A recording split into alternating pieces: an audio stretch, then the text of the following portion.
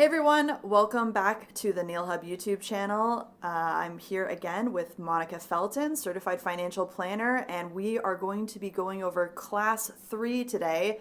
Monica, what do you have in store for Class 3? I'm very excited that you're back. Well, today is fun because now that we've addressed debt and those wealth transfers, now we get to talk about what should we do with future savings? Where should we put our money? And we have so many choices. So today we're going to talk about risk and what that looks like. And I really hope you had the opportunity to complete your homework to really identify all that debt and a pathway to how to work yourself out of debt. Awesome. Well, let's get started here. I'll give you full screen. All right. All right, great. So here we are back at that personal economic model.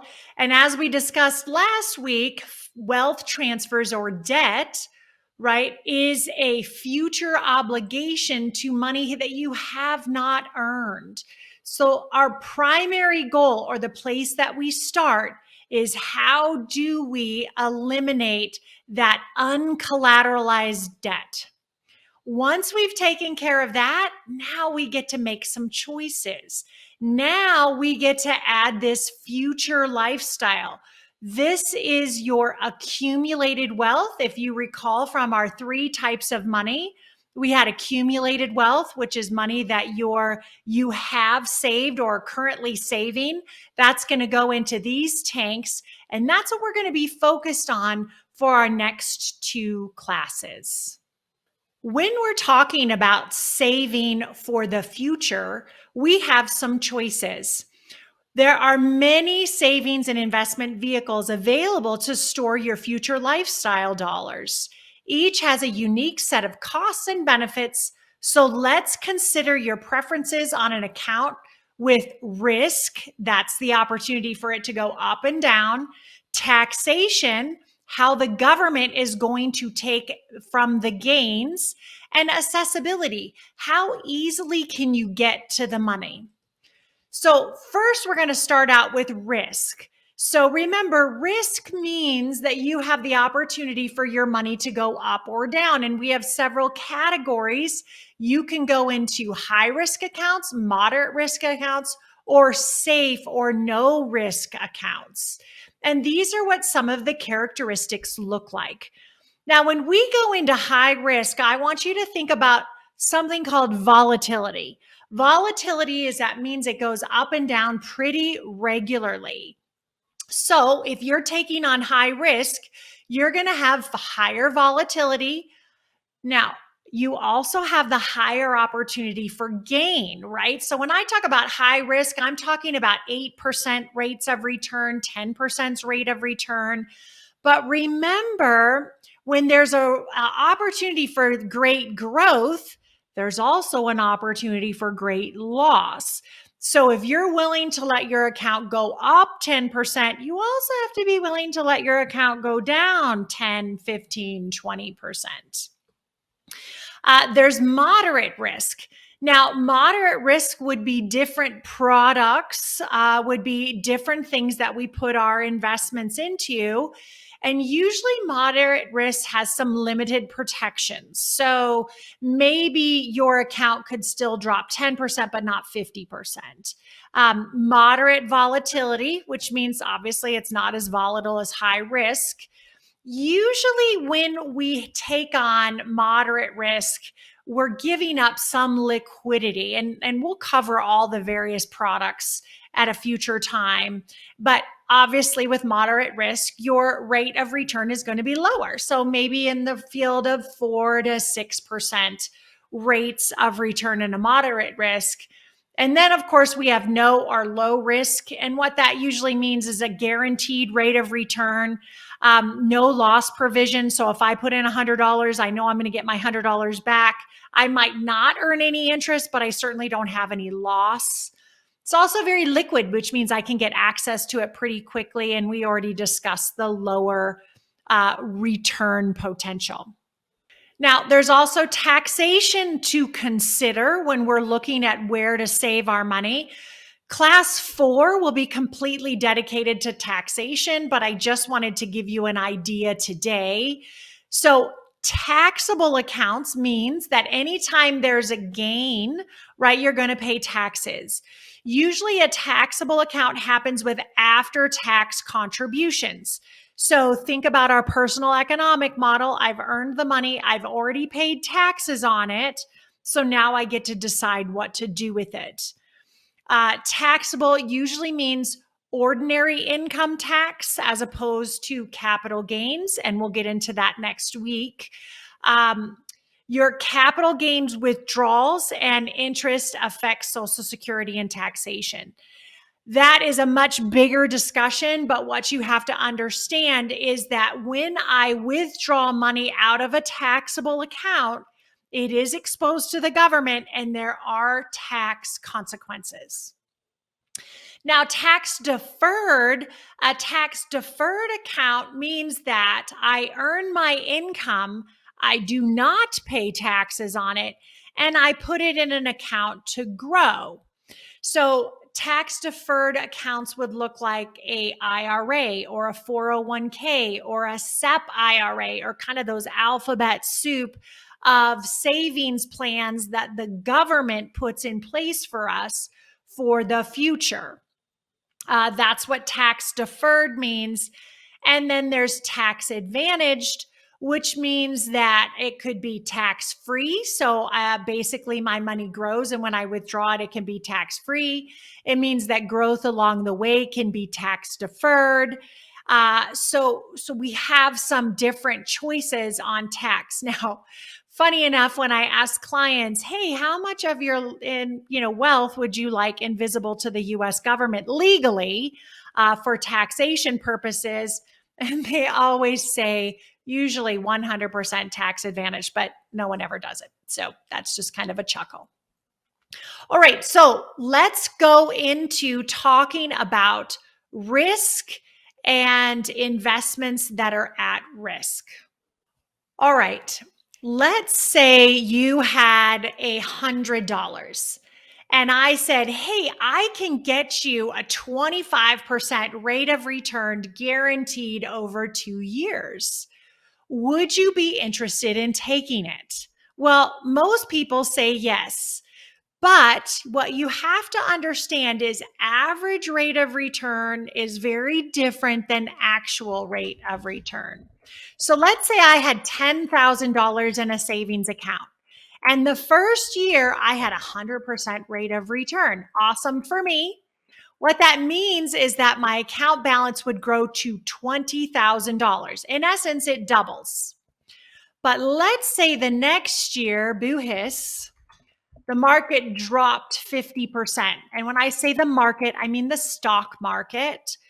Now, what that means is I would have lost $10,000. So what I have is $10,000.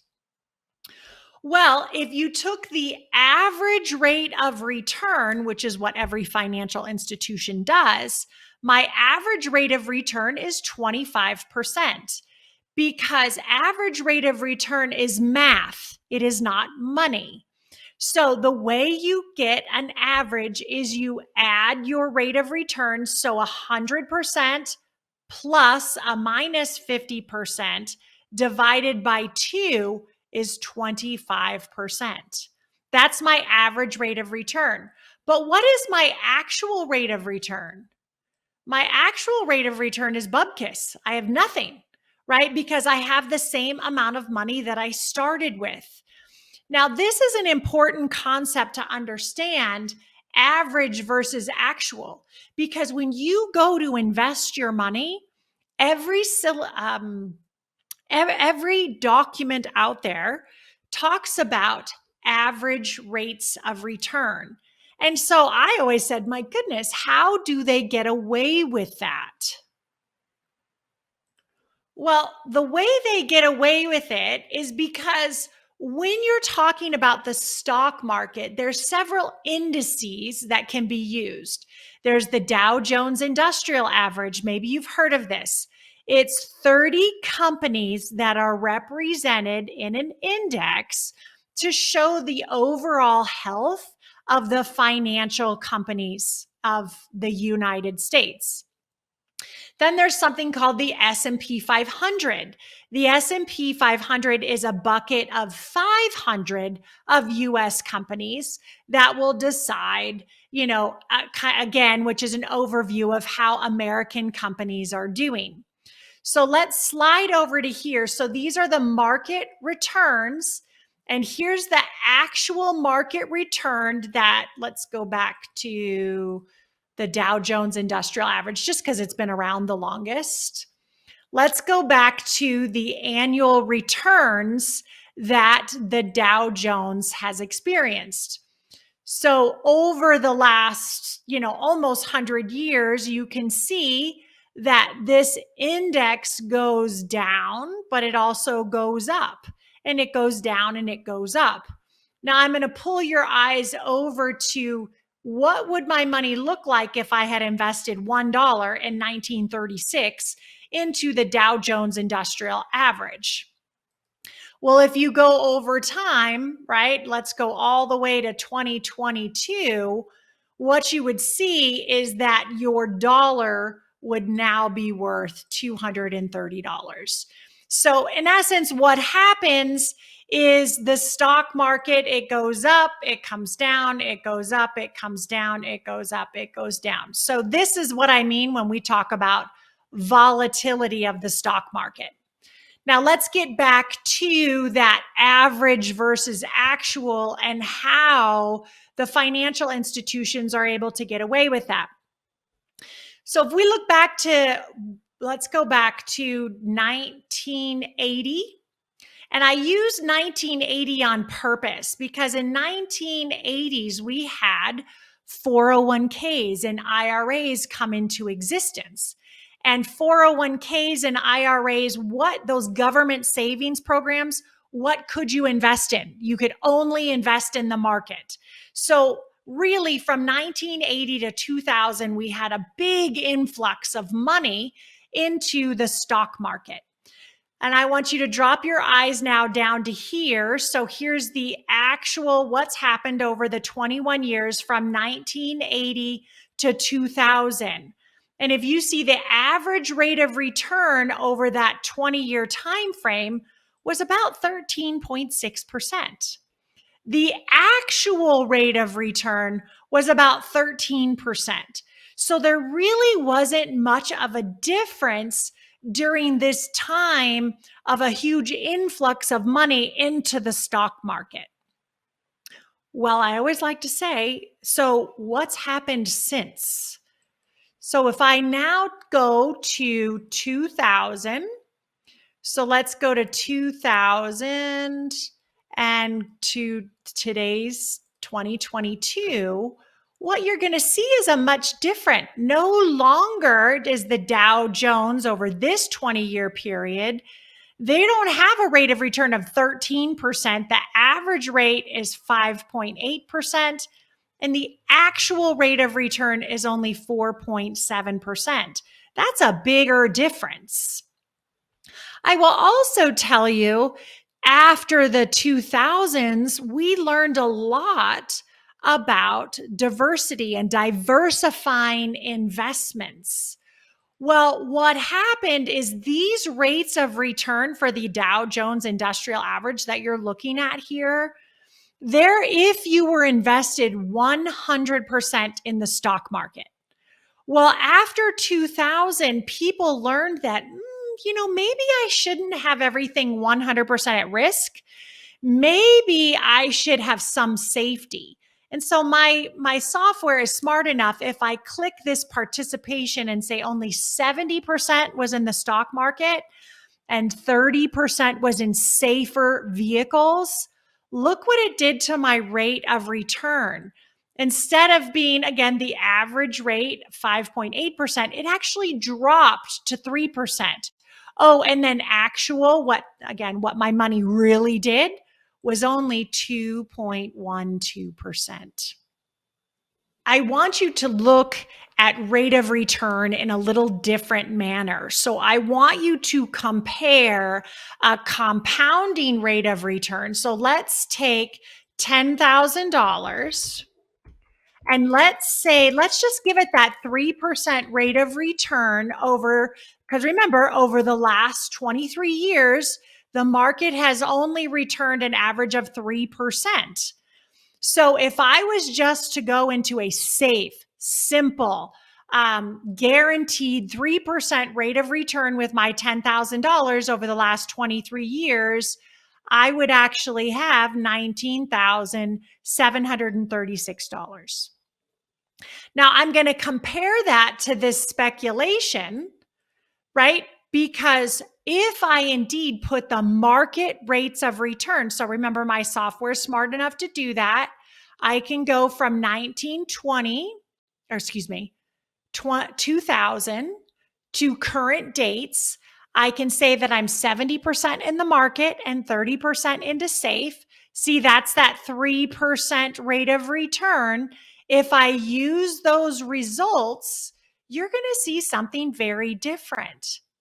This is the difference. I have significantly less money in my speculation than I do in my simple compounding guaranteed rate of return. Now, my person who was compounding, they didn't have to go through the negative 33% markets. They didn't have to take any of these losses. What I'm really trying to communicate here is that if indeed you can avoid loss over the long term, you will actually have more money. Everybody will tell you to invest and go into risk and put your money in the stock market. And I'm okay with that, with a portion of your money. But is this balance after 23 years, was it worth all the volatility in the stock market? I don't know. You're going to have to ask yourself that. And the other thing I want you to understand is if I have remember, $10,000, I can shuffle the rates of return. So what that's going to do is it's going to shuffle this rate of return because maybe you're saying, oh, that last year I had a loss. That's why my number's lower.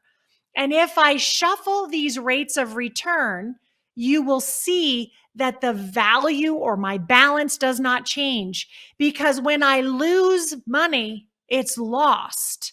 It doesn't matter when the loss happens. So let's get back to that average versus actual and talk about loss. So the reason the balances are different on the compounding compared to the speculation is because anytime I have loss, it's a problem. So look at this $10,000 balance. Let's say I had a minus 20% in the stock market and my money was invested in the stock market.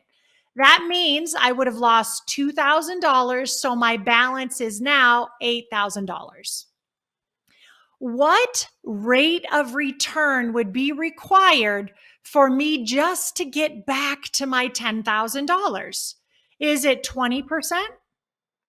Well, no, right? Because $8,000 at 20% rate of return is only $1,600 and brings that number to $9,600. Is it 25%? There you go. So anytime I have a loss, I have to have a bigger gain just to get back even. So depending on your risk tolerance and where you fall, sometimes it's better to avoid the risk completely. As we discussed, when you are saving for the future, you get choices. You get to decide where your money goes, whether it goes in those safe tanks. Remember, safe is guaranteed to grow, liquid, always compounding. Or do you want to take some risk? I do believe that every person, by the time they're ready to retire, and remember what that means is that your income is shut off, that both of these tanks should be full so that you can continue to live the lifestyle that you're accustomed to. But there is a process, there is a a proper structuring to how we build these future lifestyle. And if you're in a business that has to be supported, maybe we should be filling the safe tank first before we go in and access the risk. That was extremely helpful. And I really like your actual rate of return type of Mm, conversation because I think that's something that never gets shown and never gets talked never, about. So never, very never. illuminating. But one of the things I thought about was, maybe some of the people watching this video have, I mean, probably a lot of them have never heard of these concepts. They've never seen this information, just like we were talking about our circle of knowledge, right? Our viewpoints, all of that stuff. How Right. would, based on someone being super, super new to this, how would someone take a reading on their personal kind of, where they are? Are they risk averse? Are they okay with risk? How much volatility are they willing to absorb? How would someone figure that out if it was kind of like a personality quiz for somebody? Right. I usually just ask clients a very simple question. So I said, what would bother you more? So let's say I had $10,000 in savings and I decided to put it at risk and the market dropped 50%. So now I don't have $10,000 anymore. I have $5,000. Would that bother you more? Or let's say I had $10,000 and I kept it safe and the market went up 50%. What bothers you more, the loss or the lost opportunity? And usually, when people chew on that, they come up with their own answer because the reality is there's no right or wrong answer. It's what are you okay with? But then I do try to help people understand if you do experience that 50% loss in your account, remember, the market doesn't have to just go up another 50%. The market has to go up 100%. And so, how long is it going to take you just to get back even to recover from the loss? Most people think they're interested in loss, or excuse me, I should say, no one's interested in loss, but most people think they're interested in risk until they experience the loss. And then they're very upset. And as we record this in 2023, the market has been down almost 30% since last year. 2022 and 2023 have been very difficult times in the stock market, and people are very weary and very upset about their financial futures, especially if they're 55, 60, 65-ish and considering retirement, and now their wealth has just been cut by 30%. It's painful to experience loss. So again, it's completely a personal preference, but people have to understand what risk really means and are they willing to take it? Yeah, I totally agree. And I think that's why when you illustrated that actual rate of return, that's also so important because that's kind of the lie that we get told about what we can Oh, yeah. expect from putting our money Oh, at yeah. risk, whether it's this much risk or this much risk, whatever, you're looking at as far as different investments. But I think that also gives you a different viewpoint too, which is, hey, this isn't as big of a gain as I am being sold on, right? And so Right. just having all of that information, I think, will help people triangulate a little bit better on where they are and where they want to be. But very, Absolutely. very important information here. I think this is just Um, amazing to show Good. everyone. Well, and when you think about it, right? So we've had, there was a significant increase in the market after the crash of 2008. Obviously after 2020, we had another big growth in the market. But the reality is I could have avoided all of that, invested my money at 3%, and I would have had more money. Yeah, I'm not a So, big roller coaster girl. I like I like smooth and steady, oh, which probably is I going to think come as the a big older we shocker to get, everyone who knows me. But no, I but know. some Well, people are into it. I know a lot of people who are into it. But I right. think depending on where you are and how much money you have to play with, that's I think what really changes things. And I think it's so important to just share this so that people can make those decisions. That Totally. knowledge really gives you everything you need to have control over what you're choosing for yourself. So I really, really appreciate the fact you're sharing all of this. Yeah. Well, as you know, we have homework from each of our classes. And so really today's homework is more thought provoking. So it's answer Liz's question. How much risk tolerance are you willing to take? What does that mean to you? If you set aside $10,000, are you okay with losing some of it? And then after you've thought of that, I want you to do a little research. I'm always curious at what people come back with. What are the pundits saying? So if I want to earn a 5% rate of return, where do I go? If I want to earn a 15% rate of return, where do I go? So do a little experimenting, a little research on the internet for investments and rates of return, and where could you put your money to earn 2%, 5%, 15%. I'd love to see the feedback you come back with. Yeah, I think it'd be really cool to see what people come up with. I'm a big Mm-hmm. advocate of searching the web and gathering information. Absolutely. And also, we didn't really talk about this yet, but one thing I wanted to add, again, kind of making this applicable to specific, nail specific people, or even anyone who's in a service based job, is one of the things as we're talking about savings, we're talking about that, filling that savings vessel, as well as looking at what kind of risk we can get into with investments.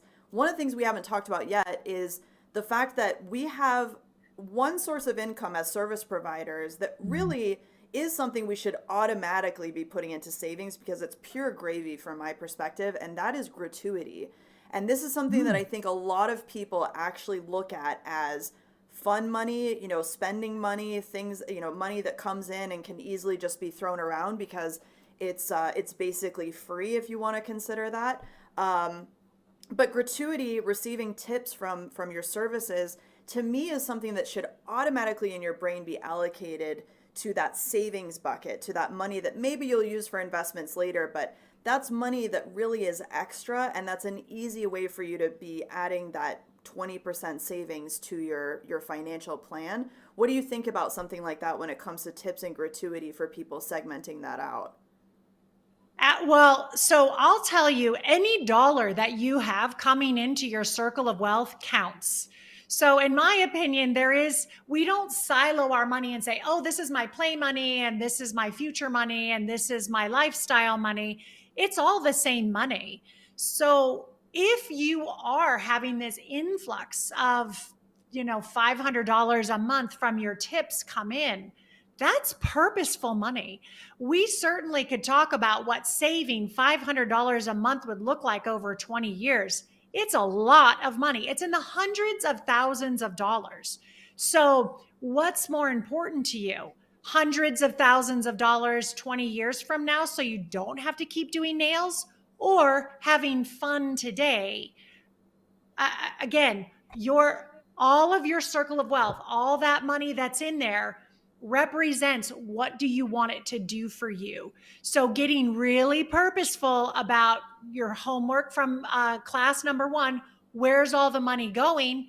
Getting rid of the debt so we can then repurpose that to meaningful things like our future. And we don't even have to talk 20 years from now. What if you want to grow your salon? What if you need a new chair? What if your kid needs braces? I mean, life happens, remember? In class 2, we talked about life's unexpected expenses. Having a pool of capital money that you own and control, that you can pay for things, will go a very long way to your freedom, financial freedom. Yep. Very cool. Thank you again for all Cool. of the amazing content today. And as always, we Absolutely. really want to have you guys interact with us, engage with us. So Yes. leave comments, ask questions. We are here to, be at your disposal. And as always, if there's anything that you just don't feel comfortable asking out in the public, you can send an email to support@thenailhub.com. I'll collect all of those questions and give them to Monica. We can use those for office hours. We can respond to them, and we'll keep it all anonymous. This is not to expose anybody or to share anybody's information. It's just to collect questions, because if you have a question, it's very likely that someone else has that exact same question. So please do not hold back from engaging in these conversations. And we will be ready to continue this not only in our office hours, but in our class 4 session. So thanks again, Monica, for all this great content. Absolutely. Have a great day. All right, bye, guys.